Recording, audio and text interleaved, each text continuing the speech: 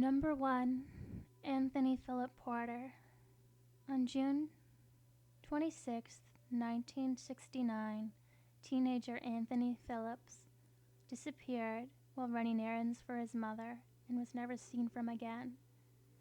At the time, Philip, who suffered from his family was moving and he was upset by this, so his family suspected he may have run away.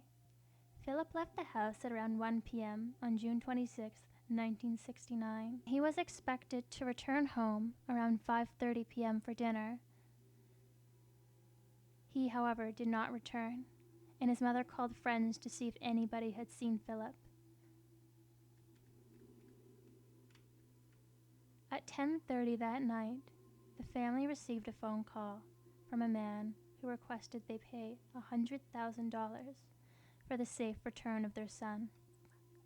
After the phone call, the family received a ransom note which read, "Boy alive, well, Mrs. Mother, smart enough if you want him back alive.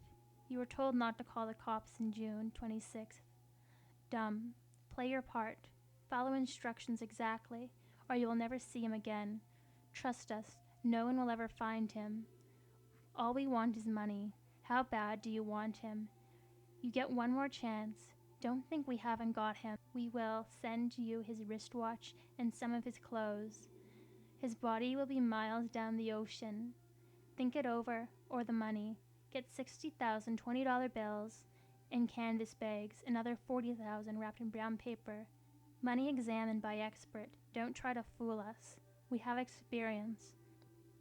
Put answer personal call on Vancouver Sun soon as possible. This 2 days. We'll do all you say. Last chance."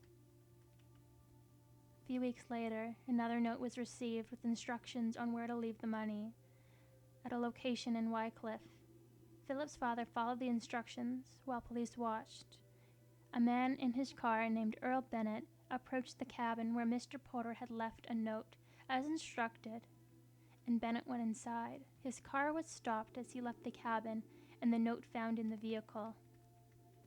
Earl Bennett was arrested, charged with extortion, and convicted. Although he remained a subject of interest in Philip's disappearance, Bennett died in a plane crash in October 1974. He was convicted of the extortion and was imprisoned for 3 years. Bennett never confessed and said he was just taking advantage of the situation and didn't know where Philip was. Number 2. Edna Masters. On July 3, 1960, police received a report of a lost child in the Red Lake area, 45 minutes northwest of Kamloops, British Columbia. 21-month-old Edna Betty Jean Masters, known to family as Betty Jean, was last seen playing with family and friends at a friend's residence. When the little girl was reported missing, the surrounding area was searched extensively. Police officers used airplanes and dogs and enlisted the help of several volunteers, but they were unable to turn up a trace of the little girl. One of the only leads was a sighting of an unfamiliar 1959 Chevrolet car with Alberta plates that was seen nearby with a man and a woman in their late 20s. Their car either had cat eye or bat wing taillights. The last time Edna was seen, she was wearing a pink short-sleeved shirt, sandals, white socks, pink faded overalls, and a green bonnet with white frill. She had an oval-shaped burn scar on her upper left arm and a slightly bent earlobe. She has a fair complexion, and at the time, curly blonde hair and blue eyes.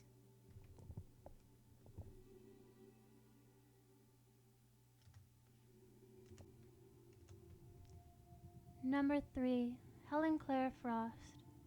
Helen Claire Frost went missing on October 13, 1970, only 4 days before her 18th birthday. She went missing after informing her sister Sandy that she was going to go for a stroll. She invited her sister, but her sister declined due to the cold weather. Helen had been through quite a lot that year, having recently broken up with her boyfriend and having given her firstborn child up for adoption earlier that year. Frost left her apartment on the 1600 block of Queensway in Prince George, British Columbia, and has not been seen since. She was reported missing 2 days later by her sister, who delayed to report her missing because she thought she might be at a friend's house during her absence. Her sister Sandy and her friend conducted an independent search for Helen. Sandy's friends determined that there was a possible sighting by a truck driver who saw Helen hitchhiking from the Husky gas station in Prince George, but the RCMP were not able to verify this tip. There's no evidence to confirm or deny that Helen may have gotten into an accident. Her sister believes her sister did not run away from home, as she did not take any money or belongings with her when she left. The theory that Helen committed suicide holds water, as she was going through a very turbulent time in her life. Other theories trying to figure out her disappearance connect her to the New London County Jane Doe or a victim of the Highway of Tears. Chronologically, Helen is the first woman to have gone missing along the Highway of Tears. To raise awareness, Helen's family wanted her to be added to the RCMP list of victims. However, this request was denied by the RCMP, stating that she did not make the criteria for a victim on this list. Number 4. Cindy Lou McLean. It was around 9:15 p.m. It was around 9:15 a.m. on September 9, 1958, when 2-year-old Cindy Lou was last seen. She was last seen playing outside of her residence in Willow River, British Columbia. After realizing their daughter Cindy was missing, her parents began the search. For days, family members, police, K-9 units, and approximately 2,000 volunteers aided in a search for the missing girl. They looked in waterways, rail lines, and roadways well beyond where a toddler could have made it on her own. However, there was no evidence ever found in these searches. However, there was a sighting of Cindy Lou on Main Street. Later in the morning, she disappeared. It is believed that Cindy Lou was abducted from her home, considering the short time span it took for her to go missing. At the time of her disappearance, she was wearing a blue cotton sweater, a white blouse, blue corduroy pants, and red and white saddle shoes. She has a fair complexion with brown hair and blue eyes. Number 5. Harpreet Paul. On May 30th, 1990, in Coquitlam, British Columbia, 1-month-old Harpreet Paul would see her parents for the last time. On this day, her parents parked their vehicle on the north side of the Coquitlam Center Mall, near the Zellers store, to do some shopping. They left her sleeping in the car around 8 p.m. with the doors unlocked and the windows partially rolled down. Half an hour passed, and they returned to discover their daughter and the car seat were missing. This was the last time Paul has ever been seen.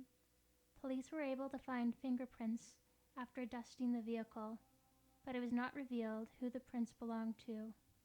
Nothing else was removed from the car and no ransom was demanded.